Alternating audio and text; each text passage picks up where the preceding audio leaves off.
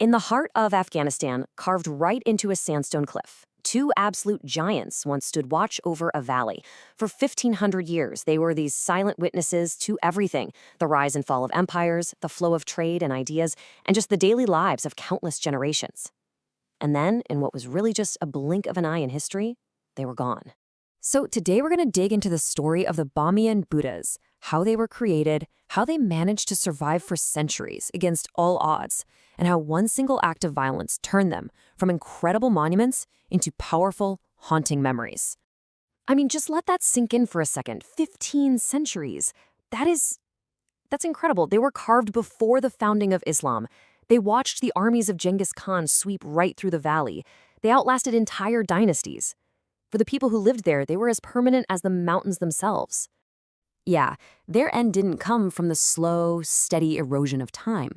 No, it was a sudden, violent, and deliberate act. In March of 2001, the Taliban regime literally turned its weapons on its own country's heritage. And as this quote shows, it was a shockingly methodical campaign. And that right there, that is the central question, isn't it? To even begin to understand how this could have happened, we first have to understand what these Buddhas actually were, and why on earth they were there in the first place. All right, so to really get to the bottom of this, we need to rewind the clock. I mean, way back to the 6th and 7th centuries. Because the story of these Buddhas, it's not just about religion. It's about geography, it's about trade, and it's about this incredible meeting point of different worlds. You have to picture the Bamiyan Valley as a crucial artery of the famous Silk Road. It was a bustling hub. Imagine caravans of merchants, monks, and travelers all resting here. It was this vibrant melting pot where ideas from the East and West literally collided. And all of that creative energy, combined with a very deep Buddhist faith, turned the whole valley into this massive monastic complex with hundreds of caves carved out for meditation and worship. And towering over it all was the larger of the two statues, known locally as Salsal.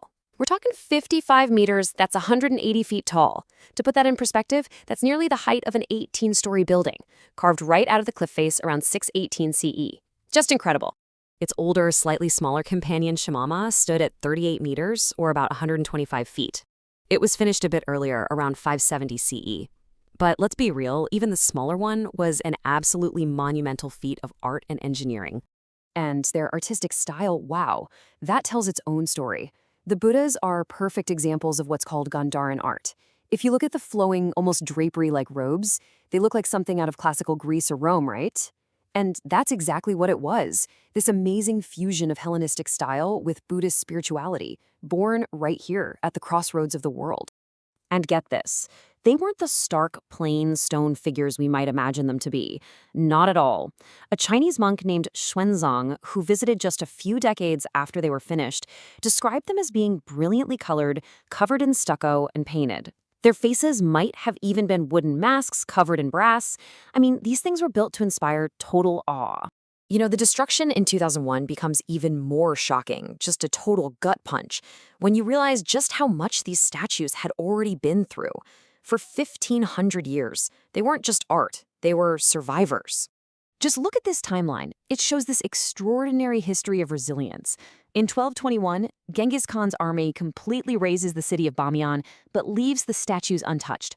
Fast forward 400 years, the Mughal Emperor Aurangzeb fires artillery at them, but they stood firm. And then, in probably the greatest irony of this whole story, you can see that in 1998, the Taliban's own leader, Mullah Omar, actually ordered their protection. And this brings us right to the core of the tragedy.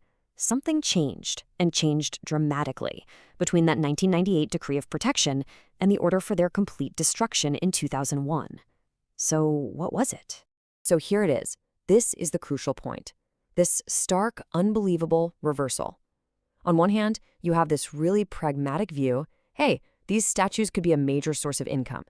Just 3 years later, you have a hardline religious edict calling them idols that absolutely must be destroyed. It's the same leader issuing two completely contradictory orders. So what on earth happened? Well, historians and analysts have been debating this ever since. And the truth is, there wasn't one single, simple reason. It was more like a toxic, perfect storm of factors. Some people argue it was purely a political act, a defiant gesture against the West in tightening UN sanctions. Others point to the growing influence of Osama bin Laden and al-Qaeda, who had a much more uncompromising view on anything they considered an idol. Some see it as an act of punishment against the local Hazara people, who had long resisted Taliban rule. And there's even this really cynical theory that the Taliban destroyed the statues to basically say, you care more about these stones than about starving Afghans. The method of destruction itself reveals this chilling level of determination. As you can see from these steps, the statues were so incredibly solid that the initial attacks with rockets and tank shells barely even scratched them. It took weeks of drilling holes, packing them with tons of explosives, and a systematic demolition to bring 15 centuries of history crashing down into rubble. But, the destruction wasn't the end of the story. In so many ways, it was a new and really tragic beginning, one that's defined by absence and by some really difficult questions about what we do next. Today, those empty niches are just haunting memorials. The site is technically protected by UNESCO as a World Heritage Site in danger, but the reality on the ground is pretty grim. Decades of war and poverty have forced local families to take shelter in those ancient monastic caves, and now the soot from their cooking fires is slowly blackening the very frescoes that survived the Taliban.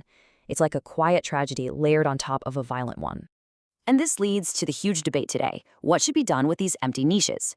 On one side, people say we should rebuild them as a symbol of defiance and hope, which could also bring in vital tourist income. But on the other side, many argue we should leave them empty as a permanent, powerful lesson about cultural violence. And honestly, there are really strong, valid arguments on both sides of this.